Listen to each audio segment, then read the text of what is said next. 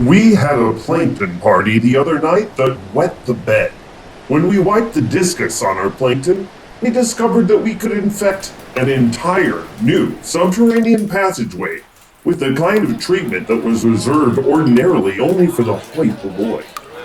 So we were really excited about this opportunity, and we opened up a grassland filled with telephone poles that diminished the news by means of echolocation and other distant methods to effect remote change with our control parameters and within safety guidelines. We have often stabbed the Cradle Beings that work underground in our work areas. What we have to do is cleanse the earth from mountaintop to core of these Cradle Beings, because they diminish all forms of salutation when you provoke them, and they are provoked quite easily. When we don't demonstrate fecundity in the face of such treachery, then certain types of alligators become activated by these portal units, and then the same remote technology that we ordinarily use to dispose of our foes comes into play to defeat us, and we do not enjoy being defeated in battle by our foes or by our allies.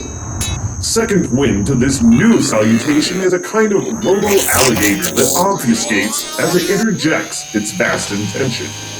Obviously, we had to demonstrate these techniques to the third and fifth of the banking officers that were going to finance the expedition, but once they saw what it was capable of, it was no issue.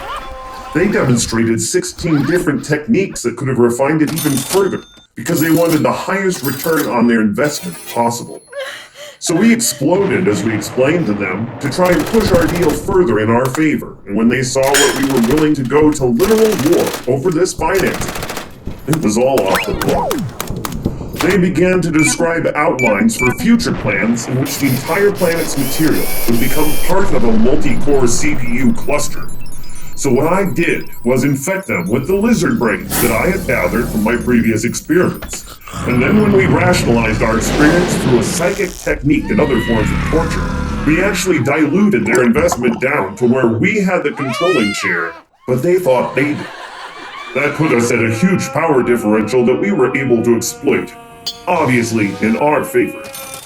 Once we had shown financial supremacy, other institutions began to fold, because they knew that the eradication would be coming before they could prepare their defense. So they prepared instead for a sort of ritual giving up that made us all more wealthy, except for the people we targeted. Next we moved on to clinics and social sciences. We decided if we could take all the grant money funding that came into the social sciences and repurpose it towards extractivism and depletion of resources, we could deplete the resources 1.3335% faster with a minimum of wasteful human death only measured in about 2/3 of the global human population. That's only for the first phase, of course, but it's a remarkable increase in our proximity to our stated goals. Basically, my uncle put me through fashion school, and I found out at the end he wasn't really my uncle. So he went to prison, and I became a famous singer model who designs her own clothes.